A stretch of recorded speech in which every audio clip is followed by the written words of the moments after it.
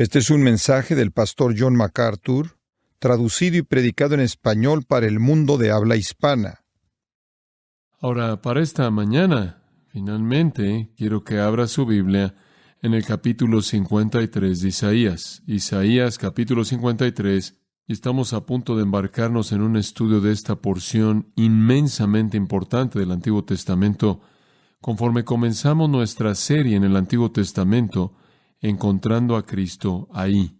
La realidad esta mañana es, les voy a dar una advertencia, la realidad es que van a pensar que están en una clase avanzada en el Master Seminary, porque es esencial para mí darles el cimiento y algo de la estructura de esta sección de las Sagradas Escrituras. Necesitan entender su naturaleza, su contexto, para que puedan extraer todas las riquezas que están en este capítulo.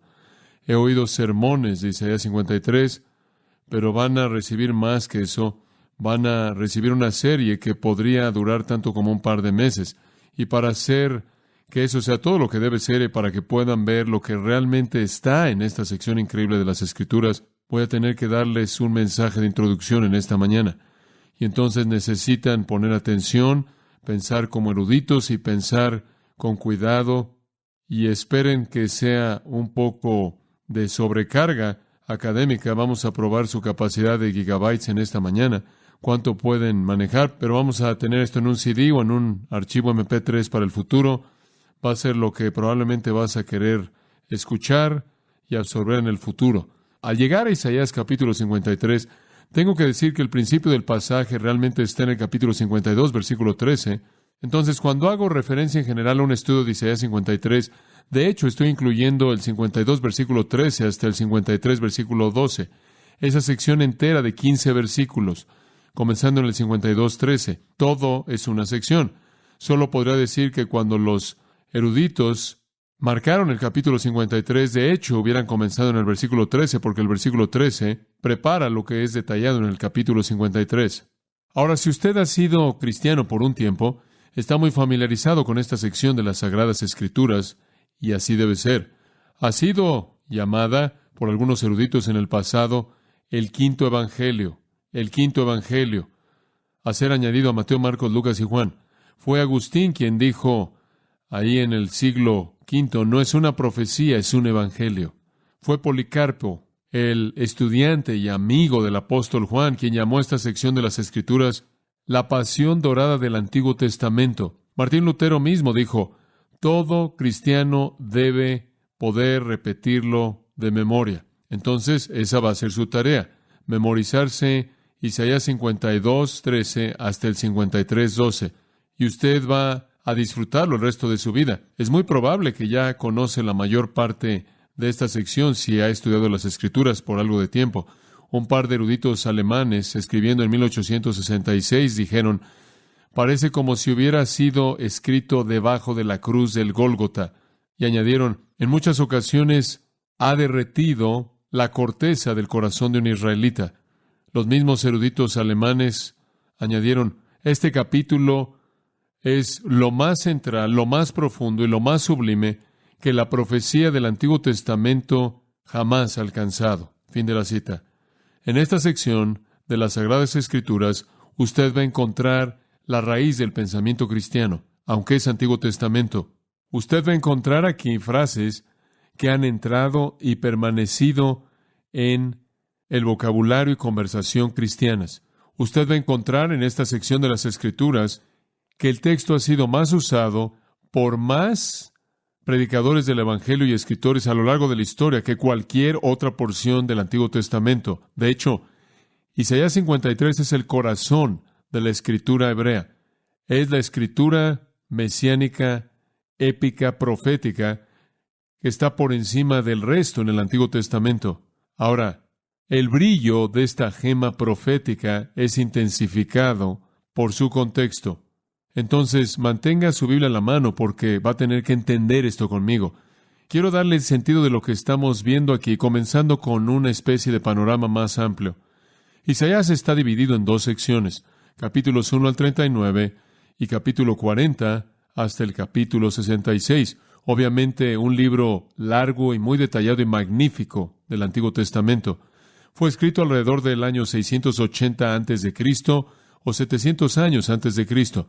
La primera mitad del libro, capítulos 1 al 39, hablan de juicio venidero y cautividad.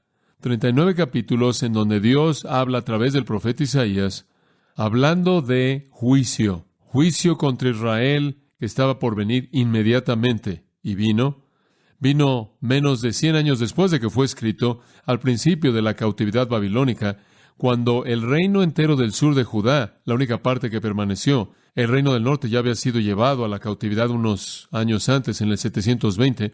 La cautividad del reino del sur es el objetivo de los primeros 39 capítulos. Y más allá de eso, hay advertencias acerca de juicio divino en contra de los pecadores de toda época y todo tiempo. Inclusive hay indicaciones del gran día del juicio escatológico final definitivo. Pero los capítulos 1 al 39 tratan de juicio y cautividad en términos de la cautividad babilónica y el asunto más grande del juicio en contra de los pecadores, inclusive el asunto más grande de juicio final al final de la historia humana.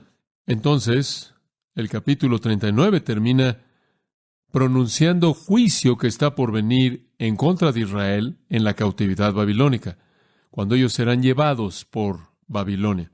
Escuche los versículos 6 y 7. He aquí, vienen días, versículo 6 del capítulo 39, en que será llevado a Babilonia todo lo que hay en tu casa, y lo que tus padres han atesorado hasta hoy, ninguna cosa quedará, dice Jehová. De tus hijos que saldrán de ti y que habrás engendrado, tomarán y serán eunucos en el palacio del rey de Babilonia. Esta es una profecía específica de la cautividad babilónica, la cual comenzó en el 603, unos 80 años después de que Isaías lo escribió. Él profetizó que sucedería. Sucedió. Hubieron 3 deportaciones, 603, 597 y 586, la final, y no regresaron sino hasta después de 70 años después de esa cautividad final. Entonces, la primera sección puede ser verificada teniendo como autor a Dios, debido a que la historia probó su cumplimiento a detalle. Eso lo lleva a la segunda sección. 27 capítulos quedan, capítulos 40 al 66. El tema de la segunda sección es gracia y salvación. Gracia y salvación. Estos 27 capítulos, comenzando en el capítulo 40, son la porción más sublime y rica de la profecía del Antiguo Testamento. Realmente es una profecía, una visión gloriosa, una revelación majestuosa de salvación hasta la venida del Mesías. Es sublime, es amplia. Incluye no solo la liberación de Israel de Babilonia, no solo la liberación de pecadores del pecado, sino la liberación de las naciones de la maldición al reino del Mesías. Entonces tiene esos mismos elementos. La primera parte habla del juicio en contra de Israel, habla de juicio contra los pecadores y habla de juicio final. La segunda mitad habla de liberación para Israel, liberación para pecadores y una liberación final para entrar al reino mesiánico. Lo que es muy interesante en la segunda mitad, la cual es la que estaremos viendo del 40 al 66, comienza en donde el Nuevo Testamento comienza. Quiero que vea el capítulo 40 por un momento, rápidamente, y el paralelo es bastante interesante. En el capítulo 40 leemos: Consolaos, consolaos, pueblo mío, dice vuestro Dios. Ese es el giro en el libro de Isaías, después de pronunciar juicio en los primeros 39, a consuelo en la segunda mitad debido a la gracia y a la salvación. Hablad al corazón de Jerusalén. Y después viene la profecía en el versículo 3 de Juan el Bautista. Voz que clama en el desierto, preparad camino a Jehová, enderezad calzada en la soledad a nuestro Dios. Y claro que fue Juan el Bautista quien vino, quien fue el cumplimiento de esa profecía. Él fue el precursor del Mesías, él fue la voz que clama en el desierto, preparad el camino del Señor, enderezad calzada en la soledad a nuestro Dios. Entonces ahí es donde el Nuevo Testamento comienza. El Nuevo Testamento comienza con Juan el Bautista. Y allí es en donde la segunda mitad de Isaías comienza. Y entonces esta sección llamada el Evangelio de Isaías comienza en donde el Evangelio del Nuevo Testamento comienza. Ahora, esta sección de Isaías termina en donde el Nuevo Testamento también termina. Y esa es otra característica sorprendente. En el capítulo 65 de Isaías, conforme usted llega al final, en el versículo 17 leemos esto: porque he aquí que yo crearé nuevos cielos y nueva tierra. Los nuevos cielos y la nueva tierra. Capítulo 65, versículo 17. Después, en el capítulo final, capítulo 66, versículo 22, casi al final mismo. Porque como los cielos nuevos y la tierra nueva que yo hago, permanecerán delante de mí, dice Jehová, y demás. Adivinen dónde termina el Nuevo Testamento. Termina en Apocalipsis 21 y 22, con los nuevos cielos y la nueva tierra. Entonces, esta sección de Isaías comienza en donde el Nuevo Testamento comienza, con la llegada de Juan el Bautista, termina en donde el Nuevo Testamento termina, con el nuevo cielo y la nueva tierra. Y de esta manera vemos la manera magnífica en la que esta profecía increíble es un paralelo del Nuevo Testamento. Y toda ella es escrita 700 años antes de que el Mesías comience a cumplirla. Ahora, ¿quién va a traer esta gracia y salvación? ¿Quién va a ser el que provea esta liberación? La respuesta es el siervo de Jehová. El siervo del Señor o de Jehová. Así es como él es designado. La palabra hebrea es ebed y significa esclavo o siervo. Es usado muchos cientos de veces en el Antiguo Testamento. Es la palabra hebreo para esclavo como también para siervo. El esclavo de Jehová, el siervo de Jehová. Él es el que traerá salvación. Él es el que traerá consuelo. Él es el que traerá el perdón de pecados. Él entonces se convierte en el tema de esta sección final del libro de Isaías. Ahora, regresemos al capítulo 53 por un momento, con esa especie de panorama amplio, y usted encontrará en el versículo 13 del 52, he aquí que mi siervo, mi ebed, mi esclavo. Esta es la misma designación que se ha indicado antes en esta sección del libro de Isaías. Esta es la cuarta de profecías específicas del siervo. Capítulo 42 es una, capítulo 49 es otra, y capítulo 50, versículos 4 al 11 es la tercera. Esta es la cuarta de lo que llamaríamos las canciones del siervo de Isaías o las profecías del siervo. Ahora, en esta presentación del siervo que tenemos frente a nosotros, el profeta nos llama a ver a este siervo y sorprendernos. Si fuera a titular este mensaje, lo titularía El siervo sorprendente de Jehová. No sé qué pusieron en la Grace Today, pero yo lo titularía El siervo sorprendente de Jehová. Esta es la revelación más completa, más poderosa, más importante del Mesías en todo el Antiguo Testamento aquí frente a nosotros. Ahora un poco más de trasfondo en esto. Si usted regresa a Samuel, digamos, usted comienza a tener la revelación de Dios llegando a través de los profetas. Moisés fue un profeta en un sentido, él dio profecía divina, él predijo inclusive al Mesías, un profeta que vendría, él lo identificó. Pero realmente la responsabilidad o el oficio profético, como lo conocemos, comienza con Samuel. Otros, claro, hablaron por Dios y ese sería un ministerio profético. Pero el oficio profético, en cierta manera, comienza con Samuel. Esto es alrededor del año 1000 antes de Cristo, entonces unos 300 años, digamos, antes de Isaías. Y a los profetas de manera regular se les dijo que habría una época cuando Dios gobernaría y reinaría en Israel y desde Israel sobre todo el mundo. Muy bien, eso simplemente es básico. Habría una época en la que Dios reinaría y gobernaría desde Israel sobre todo el mundo. Claro que esto tenía conexiones con las promesas de Abraham y David, como usted bien sabe. Dios reinaría y gobernaría en Israel sobre el mundo, y aquí está la clave, mediante un rey justo. Mediante un rey justo, llamado en el pacto abrámico, la simiente, y en el pacto davídico, el hijo de David, un rey justo. Este rey liberaría a Israel de sus enemigos, como vimos en el Benedictus de Zacarías. Este rey liberaría a Israel de sus pecados. Entonces sería una liberación temporal y lo que es aún más importante, una liberación espiritual. Debido a que las promesas de la simiente y el rey justo, vendrían y traerían salvación y traerían liberación para Israel y a través de Israel para el mundo, la esperanza de los judíos había sido elevada. Querían ese rey, esperaban ese rey. Y claro, usted puede regresar hasta la era de Samuel y recordará que ellos querían un rey y entonces escogieron a un rey llamado Saúl.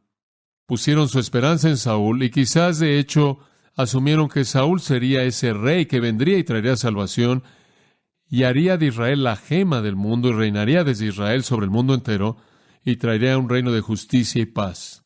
No obstante, Saúl fue rechazado. Él fue rechazado por Dios, por su entrometimiento terrible en la función sacerdotal, al sobrepasar sus límites. Él fue un hombre pecaminoso y no solo él fue rechazado, sino que su descendencia fue aislada y fue vetada de volver a reinar en Israel. Las esperanzas entonces cambiaron a David. Pero David tuvo sus propios problemas, y David fue un hombre tan pecaminoso y tan sangriento que Dios ni siquiera le permitió a David que fuera el que construyera el templo. ¿Se acuerda que David le dijo a Natán, el profeta, voy a construir el templo? Y Natán le dijo, adelante. Y Dios vino a Natán de noche y le dijo, ¿por qué le dijiste eso? No me preguntaste, no quería que construyera eso, él es un hombre de sangre. David tenía sus problemas y David fue pecaminoso, y David no iba a ser ese rey justo. Pero la promesa vino en 2 de Samuel 7, que sería un hijo de David y las esperanzas deberían haber sido colocadas inmediatamente en Salomón. Y debió haberse visto realmente bien cuando Salomón vino, porque él engrandeció mucho el reino y él se convirtió en la persona más rica en el mundo por mucho. Y no solo eso, porque en cierta manera al comienzo de su reinado él pidió sabiduría, Dios le dio sabiduría en abundancia y entonces él pudo ser exitoso en todo lo que hizo.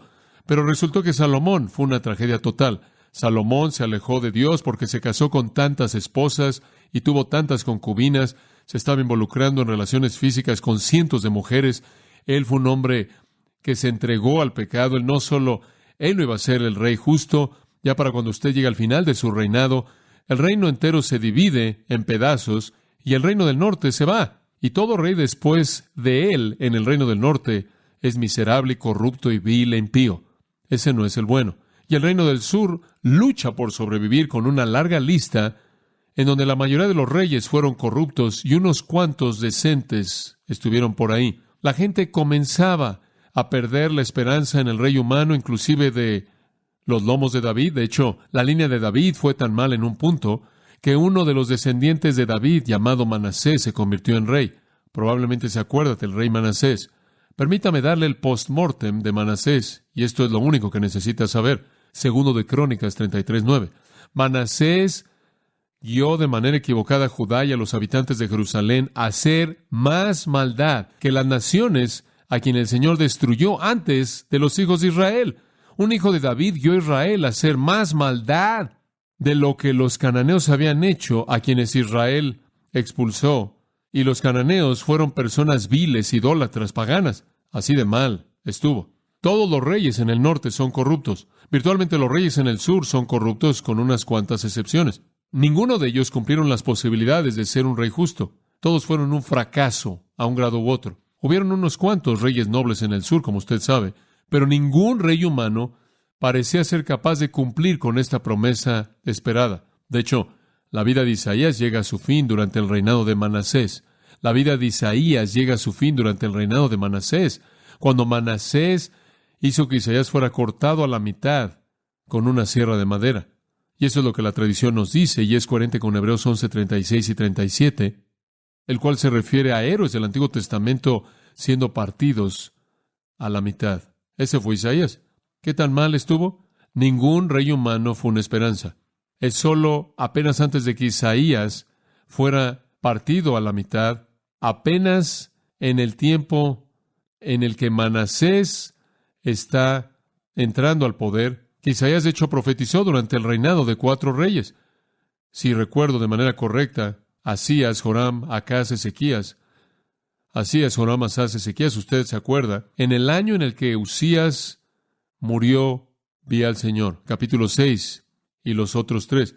Y él profetizó durante esos años y fue las profecías que él profetizó durante esos años que se registran en esta profecía, en su profecía. Pero fue cuando Manasés entró, y esto es lo mejor que podemos identificar históricamente, que él fue aserrado por la mitad alrededor del año 686 a.C., y probablemente Isaías escribió apenas antes de eso. Entonces, él escribió esta profecía de esperanza y gracia y salvación en un momento en la historia de Judá que estaba en su momento más oscuro de la historia. Tuvieron a Manasés como rey e iban a la cautividad. No podía ser peor que eso. Su templo será destruido, su capital será destruida, el reino del norte ya ha sido llevado de manera permanente para nunca volver a regresar, y eran los siguientes. En un tiempo cuando la línea de David estaba en su punto más corrupto y más vil y más impío, Dios entra y le da a Isaías una revelación nueva, dramática, del Rey justo. Una revelación nueva y dramática del Rey justo. Si iba a haber un tiempo en su historia en el que la necesitaron, era en ese entonces, ¿verdad? Cuando toda la esperanza se había acabado, ya se iban, se había acabado. Y fue una masacre sangrienta cuando los babilonios vinieron. Y aquí estaban las noticias sorprendentes, las noticias conmovedores. Él no solo sería un rey que reinaría, él sería un esclavo que sufriría. Él no solo sería un rey que reinaría, él sería un esclavo que sufriría. Y su gloria no vendría sino hasta que él hubiera sufrido. Y además, él no solo sufriría por alguna maldad que él habría hecho, porque él sería un rey justo, sino que él más bien sufriría por la maldad que otros habrían hecho. Él sufriría de manera vicaria. Esta es una revelación nueva. El rey justo sufriría, el rey justo moriría, pero él no moriría por su propio pecado, él moriría por los pecados del pueblo. Él moriría al pagar la paga por los pecados de los suyos. Él sería un sustituto quien moriría en el lugar del pueblo. Y aunque esa realidad es retratada en el sistema de los sacrificios animales, ¿verdad? Es retratada aquí. No fue sino hasta esta profecía que fue presentada de manera clara. Ahora conozcamos a este siervo sufriente. Permítame leer comenzando en el versículo 13. He aquí que mi siervo será prosperado, será engrandecido y exaltado, y será puesto muy en alto. ¿Cómo se asombraron de ti muchos? De tal manera fue desfigurado de los hombres su parecer, y su hermosura más que la de los hijos de los hombres. Así asombrará él a muchas naciones. Los reyes cerrarán ante él la boca, porque verán lo que nunca les fue contado, y entenderán lo que jamás habían oído. ¿Quién ha creído a nuestro anuncio? ¿Y sobre quién se ha manifestado el brazo de Jehová? Subirá a cual renuevo delante de él, y como raíz de tierra seca, no hay parecer en él, ni hermosura. Le veremos más inatractivo para que le deseemos. Despreciado y desechado entre los hombres, varón de dolores, experimentado en quebranto, y como que escondimos de él el rostro, fue menospreciado y no lo estimamos. Ciertamente llevó él nuestras enfermedades, y sufrió nuestros dolores, y nosotros le tuvimos por azotado, por herido de Dios y abatido. Mas él herido fue por nuestras rebeliones, molido por nuestros pecados. El castigo de nuestra paz fue sobre él, y por su llaga fuimos nosotros curados. Todos nosotros nos descarriamos como ovejas, cada cual se apartó por su camino, mas Jehová cargó en él el pecado de todos nosotros. Angustiado él y afligido, no abrió su boca. Como cordero fue llevado al matadero, y como oveja delante de sus trasquiladores, enmudeció y no abrió su boca. Por cárcel y por juicio fue quitado, y su generación, ¿quién la contará? Porque fue cortado de la tierra de los vivientes, y por la rebelión de mi pueblo fue herido. Y se dispuso con los impíos su sepultura, mas con los ricos fue en su muerte, aunque nunca hizo maldad, ni hubo engaño en su boca. Con todo eso, Jehová quiso quebrantarlo, sujetándole a padecimiento. Cuando haya puesto su vida en expiación por el pecado, verá linaje, vivirá por largos días, y la voluntad de Jehová será en su mano prosperada. Verá el fruto de la aflicción de su alma, y quedará satisfecho. Por su conocimiento justificará mi siervo justo a muchos, y llevará las iniquidades de ellos. Por tanto, yo le daré parte con los grandes, y con los fuertes repartirá despojos, por cuanto derramó su vida hasta la muerte, y fue contado con los pecadores, habiendo él llevado el pecado de muchos, y orado por los transgresores. ¿Ve usted a Cristo ahí? prueba de que Dios es el autor de las Escrituras y Jesús su cumplimiento, se encuentra únicamente en ese capítulo, en los detalles insignificantes exactamente cumplidos en la muerte, sepultura, resurrección, ascensión, intercesión, coronación y salvación provista mediante Jesucristo. Jesús mismo, los apóstoles del Nuevo Testamento, los escritores del Nuevo Testamento, al proclamar el Evangelio, apuntan de regreso a Isaías 53 muchas veces. Jesús se refirió a este capítulo, los apóstoles lo hicieron, los escritores del Nuevo Testamento se refirieron a este capítulo una y otra vez. Hay referencias a Isaías 53 en Mateo, Marcos, Lucas, Juan, Hechos, Romanos, 1 Corintios, 2 Corintios, Gálatas, Efesios, 1 Timoteo, Tito, Hebreos, 1 de Pedro y 1 de Juan. Ninguna escritura del Antiguo Testamento con tanta frecuencia y de manera tan convincente es aplicada a Jesucristo por el Nuevo Testamento como esta. Los escritores del Nuevo Testamento se refieren virtualmente a todo versículo en el capítulo 53. Contiene la suma y sustancia del Evangelio. Y rechazar a Cristo es rechazar el testimonio claro de la historia, cumpliendo todo detalle en esta profecía. Pero, a una escala más grande que la historia y el cumplimiento, por vitales e importantes y maravillosas que sean, está esta pregunta: ¿qué significa eso para mí? Ese es el punto más importante. Usted podría estar asombrado de la historia, usted podría estar sorprendido de que profecías detalladas con respecto a la vida y muerte y resurrección de una persona podrían ser predecidas 700 años antes de que la persona llegara, y debe estarlo. Podría estar asombrado del hecho de que ningún hombre podría saber esto, y por lo tanto las Escrituras son escritas por el único que conoce el futuro, y ese es Dios, quien no solo lo conoce, sino que lo determina. Debe estar asombrado de la naturaleza divina de las Sagradas Escrituras. Debe estarlo. Pero ese no es el punto en donde debe detenerse, porque hay una pregunta más grande, más seria que esa. ¿Qué significa para usted? ¿Qué significa para mí y para el resto de la gente? Entonces, permítame hablar de eso por un minuto. La verdad de esta profecía antigua y su cumplimiento en Jesucristo responde a la pregunta más crucial, esencial y crítica que jamás puede ser presentada por algún ser humano. Voy a amontonar adjetivos. Este pasaje responde a la pregunta más significativa que cualquier pregunta puede hacer. Este pasaje responde a la pregunta más significativa que cualquier persona puede hacer. La pregunta primordial, la pregunta más importante, la pregunta más vital, la pregunta de mayor peso, la pregunta más seria, la pregunta más monumental, la pregunta más prominente. Y eso no tiene nada que ver con salud, nada que ver con riquezas, nada que ver con éxito, educación, moralidad, bienestar, filosofía, sociología o política. La pregunta más importante que cualquier ser humano jamás hará y ha respondido no tiene nada que ver con los asuntos que ocupan las mentes de la gente. Supongo que si usted pudiera buscar por Google en su computadora, ¿cuáles son las preguntas más frecuentes? ¿Cuáles son las preguntas que más se hacen? Usted encontraría miles de ellas antes de que usted llegara, si es que pudiera descubrir la aparición de esta pregunta. Pero debe ser la primera. Es la pregunta más necesaria, es la pregunta más esencial, es la pregunta más determinante y francamente es la pregunta más evitada. Trasciende cualquier otra pregunta de manera infinita y sin embargo casi no existe en la lista de prioridades de la gente. ¿Cuál es la pregunta? Aquí está la pregunta. ¿Cómo puede un pecador estar bien con Dios como para estar en una posición en la que puede escapar del infierno y entrar al cielo? Esa es la pregunta más importante. ¿Cómo puede un pecador estar bien con Dios como para poder escapar el infierno eterno y entrar al cielo eterno? Esa es la pregunta. ¿Cómo puede un hombre estar bien con Dios? ¿Cómo puede un Dios santo declarar a un pecador justo? Esa es la pregunta. Este es el dilema más grande que existe en el mundo. Este es el gran dilema moral que existe en el mundo.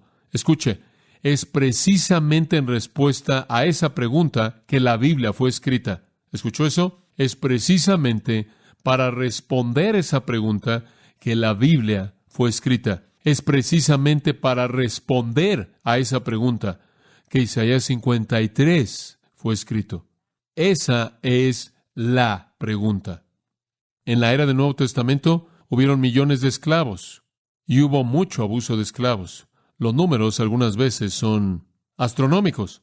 Algunos dicen 15 millones de esclavos, algunos dicen 60 millones de esclavos. La gente que era socialmente sensible asumía que el Nuevo Testamento probablemente debería haber confrontado el tráfico de humanos, la esclavitud humana, porque tenían sus esclavos sexuales, como usted bien lo sabe si sabe algo de la historia antigua, y tenían todo tipo de abusos en la esclavitud.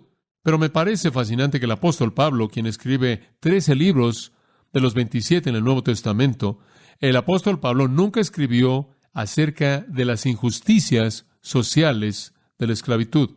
Lo que él hizo fue escribir un tratado enorme de cómo un pecador puede estar bien con Dios y escapar el infierno eterno y entrar al cielo eterno, y se llama el libro de Romanos. Isaías 53 es el Romanos del Antiguo Testamento. Romanos es la revelación más grande del Nuevo Testamento que responde a esa pregunta. Todo lo demás en el Nuevo Testamento también es parte de la respuesta a esa pregunta. Claro, pero Romanos ata todos los cabos y se concentra específicamente en responder a la pregunta. Isaías 53 es la revelación más grande del Antiguo Testamento acerca de la misma pregunta. Y tanto Isaías como Pablo, por cierto, dan la misma respuesta. Ambos dan la misma respuesta. Un pecador, aquí está, puede estar bien con Dios y escapar del infierno eterno y entrar al cielo eterno porque el siervo de Jehová se convirtió en un sustituto y sufrió el juicio de Dios en el lugar del pecador. Ese es el mensaje de Romanos. Y ese es el mensaje de Isaías. Dios derramó su ira hacia los pecadores en el sustituto siervo. Ahora, este es el corazón de la sección del 40 al 66. Y voy a mostrarle cuán interesante simplemente es este pequeño aspecto de esto. Hay 27 capítulos, créame, 40 al 66. Esos son 27 capítulos. Están divididos en 3 secciones, 9, 9 y 9, en términos de tema. La primera sección termina con esta afirmación: no hay paz para el impío. La segunda sección de 9 termina con esta afirmación: no hay paz para el impío. La tercera sección termina, capítulo 66, versículo 24, con una afirmación parecida de juicio. Cada una de las 3 secciones termina con una advertencia de juicio contra el impío. Pero las 3 secciones prometen salvación. Son muy evangelísticas.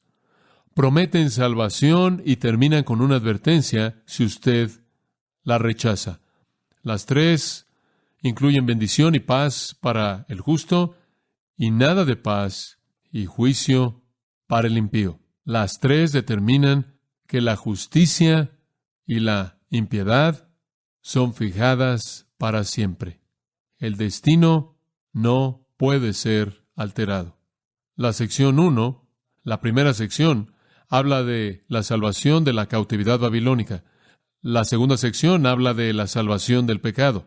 Y la sección 3, los últimos 9 capítulos, salvación de la tierra maldecida. Entonces, la primera tiene que ver con la liberación de Israel de Babilonia. La del medio, como dije antes, tiene que ver con la liberación de los pecadores del pecado. Y la tercera, de la liberación de la tierra de la maldición, el reino glorioso venidero del Mesías. Entonces, estamos en la del medio. La sección de en medio que va del 49 al 57. Y esta de en medio trata con el asunto del perdón de pecados y hace la pregunta acerca de la salvación del pecado. No liberación temporal de Babilonia y no el reino escatológico que está por venir en el futuro, sino liberación del pecado. Ahora, eso presenta una pregunta muy importante. No pierda esto de vista. Esto vale la pena esperarlo. ¿Por qué es que Dios necesita salvar a su pueblo de sus pecados? Esto es enorme. Y este era el problema con los judíos. Ellos no estaban convencidos de que necesitaban, escuche, a un Salvador. Ellos pensaban que únicamente necesitaban un rey justo. Ellos pensaban que debido a su descendencia abrámica, debido a los pactos y las promesas y todo eso, que estaban en el lugar de bendición, debido a su bondad y su religiosidad, debido a sus esfuerzos en sus actividades religiosas, ceremonias, rituales, intentos por obedecer la ley de Dios. Se habían ganado su favor con Dios y entonces lo tenían por raza y lo tenían por mérito. Entonces, este mensaje acerca de un Salvador que nos va a librar de nuestros pecados para que podamos escapar del infierno eterno y entrar al cielo eterno, este es un lenguaje extranjero para ellos. No debió haberlo sido. Regrese al primer capítulo de Isaías. Isaías está tratando de comunicarles el mensaje a ellos. Capítulo 1, versículo 4. Oh, gente pecadora, pueblo cargado de maldad, generación de malignos, hijos depravados, dejaron a Jehová, provocaron a ira al Santo de Israel, se volvieron atrás. ¿Por qué querréis ser castigados aún? Todavía os rebelaréis, toda cabeza está enferma y todo corazón doliente o débil. Como Jeremías 17, engañoso es el corazón más que todas las cosas y perverso. Desde la planta del pie hasta la cabeza no hay en él cosa sana, sino herida, hinchazón y podrida llaga, no están curadas, ni vendadas, ni suavizadas con aceite. Vuestra tierra está destruida, vuestras ciudades puestas a fuego, vuestra tierra delante de vosotros comida por extranjeros y asolada como asolamiento de extraños. Él habla de desolación.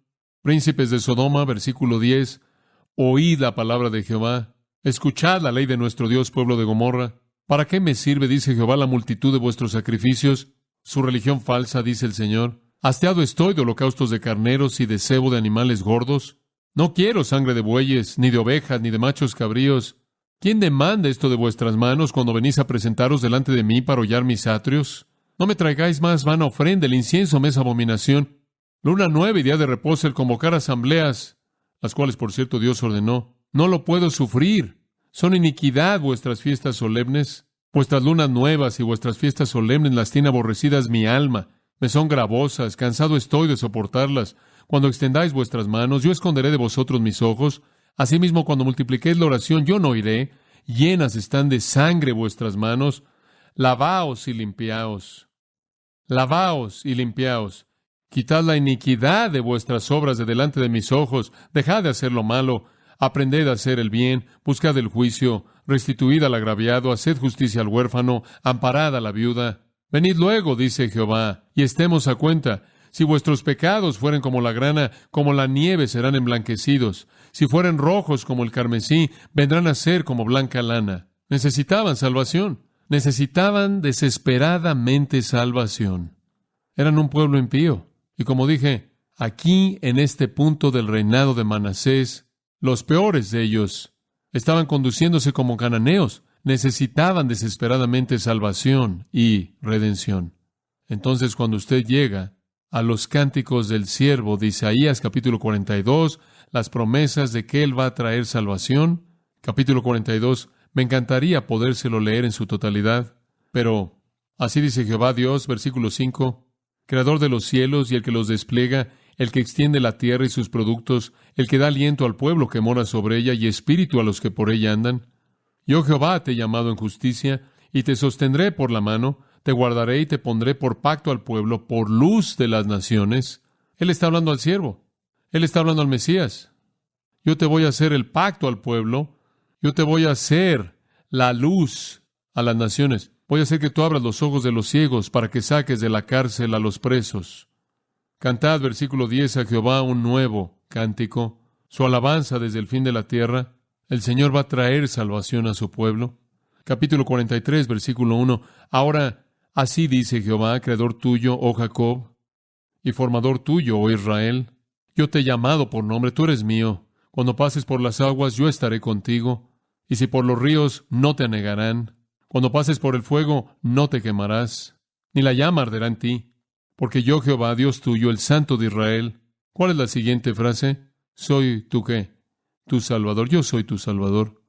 Yo soy tu Salvador. Versículo 11. Yo, Jehová, y fuera de mí no hay quien salve. Yo anuncié y salvé, dice Jehová. Versículo 14. Redentor vuestro, el Santo de Israel. Voy a ser tu Salvador, voy a ser tu Redentor. Y esa es la razón por la que esta sección comienza. Consolaos en el capítulo 40. Consolaos, consolaos, pueblo mío. Hablad amablemente, hablad al corazón de Jerusalén, llámala. Su guerra ha terminado, su iniquidad ha sido quitada. Ella ya ha recibido porción doble de la mano del Señor por toda su maldad. La salvación está por venir. ¿Necesitaban salvación? Sí. El diagnóstico que es dado en el capítulo 1 es reiterado en breve en el capítulo 6, cuando Isaías tiene una visión de Dios. Y él dice, soy un hombre de labios inmundos y moro en medio de un pueblo de labios inmundos. Isaías entendió la necesidad de salvación, la necesidad de limpieza. Entonces, la sección del centro de mesa de estos 3:9, la primera tiene que ver con salvación de Babilonia, la última con salvación escatológica en el reino, la de en medio salvación del pecado para el pueblo de Dios, judío y gentil, y va a venir mediante el siervo, quien será el Salvador enviado de Dios. Entonces, la sección del medio, escuche, capítulo 49 al 57, los capítulos del medio son el 52 y el 53, y el versículo de en medio del 53 es el versículo 5, mas él herido fue por nuestras rebeliones, molido por nuestros pecados, el castigo de nuestra paz fue sobre él, y por su llaga fuimos nosotros curados. La sección del medio, capítulos del medio, la mitad del capítulo, el versículo del medio, todo se enfoca en la perforación o el traspaso sustitutivo del siervo de Jehová por nosotros. ¿Cuál será el medio que Dios usará para salvar a su pueblo? ¿Cuál será el medio que Él usará para perdonar sus pecados? Por la muerte vicaria sustitutiva de su siervo, su esclavo, el Mesías, el Rey justo, y Él cumplirá esta profecía. Este texto, queridos amigos, apunta al Señor Jesucristo, es tan claro que es inequívoco. Ahora, permítame darle algo de historia. Los judíos antiguos interpretaron esta profecía originalmente como mesiánica. Muy bien, en toda la literatura judía antigua, este capítulo 53, esta área entera, esta sección entera, la sección del medio de los últimos 27, todo era mesiánico. Todo era mesiánico, aunque no estaban claros de cómo el Mesías sufriría. Cuando llegaron al capítulo 53, escribieron esto, los rabinos escribieron esto, que Él será compasivo, que Él en compasión sentirá nuestro dolor. Y hasta ahí llegaron. Ellos entendieron que Él sería un Mesías compasivo, que Él sería un Rey justo. Dicho de otra manera, que se sintió tan mal porque un pueblo noble había sufrido tanto que Él sintió el dolor de ellos. Ellos no vieron muerte sustitutiva mesiánica a pesar del hecho de que diariamente en su historia estaban muriendo animales retratando la muerte sustitutiva. Lo único que vieron en sus escritos fue compasión, empatía. Esta perspectiva mesiánica de esta sección, por cierto, se aparece en la liturgia judía para el día de la expiación. Esta es una cita de lo que ellos decían. Horror nos ha cautivado. No tenemos a nadie que nos libere. Él ha llevado el yugo de nuestras iniquidades y nuestras transgresiones. Es herido debido a nuestra transgresión. Él lleva nuestro pecado en su hombro para que pueda encontrar perdón por nuestras iniquidades. Somos curados por su llaga en el tiempo en el que la voluntad eterna lo creará como una nueva creación. O tráelo del círculo de la tierra, levántalo de Seir para congregar por segunda vez en el monte Líbano por la mano de Ginón. Ginón es una palabra hebrea para Mesías. Entonces, ellos literalmente, en el acontecimiento del día de la expiación, parafrasearon Isaías 53 y después se alejaron de él y dijeron simplemente significa que Él será compasivo hacia nosotros. La idea del Mesías mismo muriendo no es posible, inaceptable. Esa es la razón por la que Jesús fue al Antiguo Testamento, para hablar de su sufrimiento necesario, y los apóstoles inclusive predicaron eso. Ellos no tuvieron interés en eso. Escuche, aquí está el punto. Esto es muy importante. Ellos no tenían necesidad de un Salvador. Ellos no tenían necesidad de un sacrificio por el pecado. Nadie en un sistema de obras necesita un Salvador. Ellos necesitan a alguien que fuera compasivo con ellos. Ellos le daban la bienvenida a alguien que mostrara empatía hacia ellos. Ellos querían a un rey que fuera compasivo con lo que habían sufrido y de esta manera, a partir de compasión, les diera lo que de hecho merecían. Esa fue la perspectiva del judaísmo antiguo. Esa fue la perspectiva del judaísmo del Nuevo Testamento. Esa fue la perspectiva del judaísmo post-Nuevo Testamento. Esa es la perspectiva del judaísmo moderno. El judaísmo nunca se definiría a sí mismo en los términos de Isaías 1, enfermo de la cabeza a los pies. Ellos no necesitan un Salvador. Como puede ver, si usted no entiende la doctrina de la depravación, y usted no entiende que usted es incapaz de salvarse a sí mismo por algo que usted haga, entonces no necesita usted un Salvador que lo salve. Usted alcanza la salvación. Y cualquier sistema que tiene algún mérito que salva, no tiene lugar para una expiación vicaria sustitutiva. Después de que el Señor Jesús vino y la iglesia nació, la iglesia interpretó claramente Isaías 53. Todos los escritores del Nuevo Testamento, como dije, lo hicieron. La iglesia comenzó a predicar a los judíos que Jesús es el cumplimiento de Isaías 53. Ellos no querían oír eso, y entonces persiguieron a la iglesia, mataron a los cristianos, como usted sabe, e inclusive hasta el día de hoy. El judaísmo como institución rechaza a Jesucristo y rechaza a Jesucristo como el cumplimiento de Isaías 53. Cuando se lo leí hace un momento, fue una experiencia conmovedora, ¿no es cierto? Simplemente oírlo leído, porque todo lector cristiano siente el poder de esta descripción de Jesucristo. Usted siente el poder de su obra que lleva el pecado a favor de usted en la cruz. Por otro lado, un judío que lee eso ve algo completamente diferente. Él ve, esta es la interpretación común, a Israel ahí. Este es Israel sufriendo. Israel es el siervo sufriente, quien ha sufrido y sufrido y sufrido, y un día entrará en la gloria. La gloria de Israel está por venir, pero en este momento están atravesando sufrimiento. Injusto, quizás.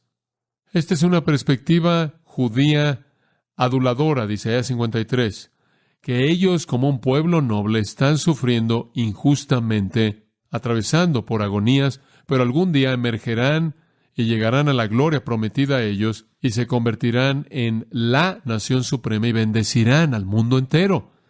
Se van a ganar su gloria mediante su religión, mediante su justicia personal y, escuche, mediante su sufrimiento. Pero Jesús no está en Isaías 53. Bueno, esta es la razón por la que Isaías 53 ha sido llamado la cámara de tortura de los rabinos. Isaías 53 ha sido llamado la conciencia culpable de los rabinos, porque usted no puede meter a Israel aquí. Israel no fue alguien que sufrió de manera humilde. No es alguien que sufre de manera humilde. Israel no es alguien que sufre de manera voluntaria. Israel no es un pueblo justo, sin pecado, que está sufriendo injustamente en un sentido. Sin embargo, en un sentido, y al mismo tiempo, de manera vicaria por alguien más. No hay manera alguna en la que alguien pueda hacer que Israel sea el objeto de Isaías 53. Este tiene que ser Jesús. Pero en este punto, solo quiero señalarle algo que será útil. Israel entonces, Israel en el tiempo de Jesús, e Israel ahora no tiene necesidad de un sacrificio sustitutivo, no tiene necesidad de un salvador vicario, no tiene necesidad de un mediador que muera por ellos. Lo único que necesitan es un rey compasivo. Solo quieren un gobernante, solo necesitan un rey. No necesitan un salvador que lleve sus pecados, no necesitan un salvador que lleve la ira de Dios por ellos. Ellos únicamente necesitan un rey que los rescate de todo el sufrimiento y toda la injusticia y el dolor, y que les dé la exaltación que ellos merecen debido a su descendencia abrámica, la promesa davídica y su propia bondad. Entonces, cuando usted habla con un judío, la pregunta que debe hacerles es, ¿necesitas un salvador? ¿Necesitas un salvador? El cristianismo le ofrece a usted un salvador. ¿Necesitas un sustituto que muera en tu lugar? ¿Necesitas a alguien que lleve la ira de Dios contra tu pecado? Esa es la pregunta. Y eso regresa a la pregunta de todas las preguntas. ¿Cómo puede un pecador estar bien con Dios como para escapar al infierno eterno y entrar al cielo eterno? Y la única respuesta es, si los pecados de ese pecador han sido completamente pagados, y el único que puede hacer eso es el sacrificio escogido, vicario, sustitutivo, Jesucristo mismo. La diferencia fundamental, y esto es algo crítico, la diferencia fundamental entre el judaísmo y el cristianismo es esta. El judaísmo es una religión que magnifica el esfuerzo humano y no necesita un salvador. El cristianismo es una religión que deprecia el esfuerzo humano y necesita desesperadamente a un salvador. Esa es la diferencia. Los judíos no necesitan un sustituto que lleve la paga por sus pecados. Dios va a aceptarlos en base a Abraham y en base a su bondad y sus privilegios y sus promesas. Esa es la diferencia. No piense ni por un momento que no hay un valle enorme fijo entre esas dos. Los judíos no necesitan un Salvador que los salve de sus pecados personalmente. Únicamente necesitan un liberador para rescatarlos de sus enemigos y de sus dificultades. Los cristianos necesitan un Salvador que los salve de sus transgresiones, iniquidades y pecados personales.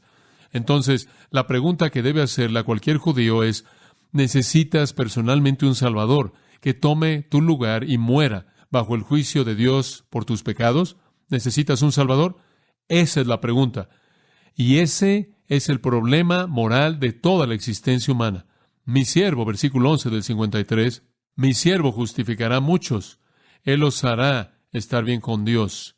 ¿Cómo? Él llevará, ¿qué? Sus iniquidades. En la expiación, el siervo de Jehová justifica a muchos. Él es prometido en el Antiguo Testamento como el que vendría de la nación de Israel, como descendiente de Abraham, para venir a través de la familia de David. El Antiguo Testamento dice que nacerá en Belén. Isaías dice que nacerá de una virgen. Pero no es sino hasta que Él llega que sabemos quién es Él. No podían saber quién era Él, pero cuando Él llegó, sabemos que Él es Él, porque en su bautizo, desde el cielo, la voz del Padre dijo, este es mi Hijo amado, en quien tengo complacencia. ¿Qué estaba diciendo Dios ahí? Él estaba haciendo un eco de Isaías 42:1. He aquí mi siervo, a quien yo sostengo, mi escogido, en quien mi alma se deleita. He puesto mi espíritu en él. Eso es lo que pasó en el bautizo. El espíritu descendió como paloma. El siervo suficiente por el testimonio mismo de Dios y la llegada del Espíritu Santo es ningún otro que Jesús. Él es el Cordero de Dios quien quita el pecado del mundo. Entonces, al cerrar, pase a Hechos 8. Me fue bien. Pensé que iba a ser 1:30 esta mañana. Voy a cerrar con Hechos 8. No hay manera de darle la vuelta a esto. El resto no va a ser tan largo. Usted se acuerda de Felipe y el eunuco en Hechos 8, y Felipe es guiado por el Espíritu para que vaya al carro de este hombre, quien es un oficial en la corte. Y él llega a este hombre, él es un prosélito gentil al judaísmo.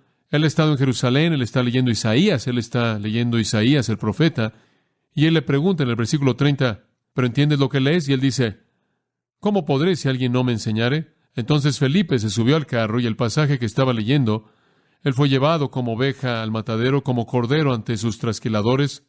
Está en silencio y no abre su boca. En humillación su juicio fue quitado. Él está leyendo Isaías, el profeta. Y él le pregunta en el versículo 30, ¿pero entiendes lo que lees? Él dijo, ¿y cómo podré si alguno no me enseñare? Y rogó a Felipe que subiese y se sentara con él. El pasaje de la Escritura que leía era este: como oveja a la muerte fue llevado, y como cordero mudo delante del que lo trasquila, así no abrió su boca.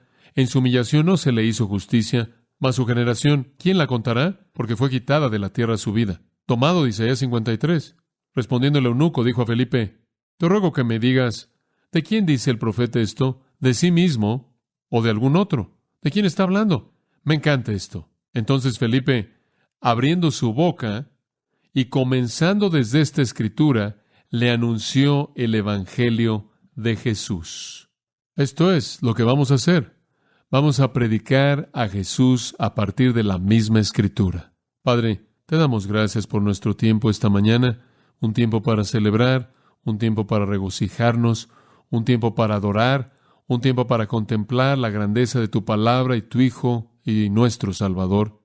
Sé con nosotros para bendecirnos. Oramos el día de hoy. En su nombre maravilloso oramos. Amén. Usted ha escuchado a John MacArthur, maestro bíblico de Gracia a Vosotros. Para más información y acceso gratuito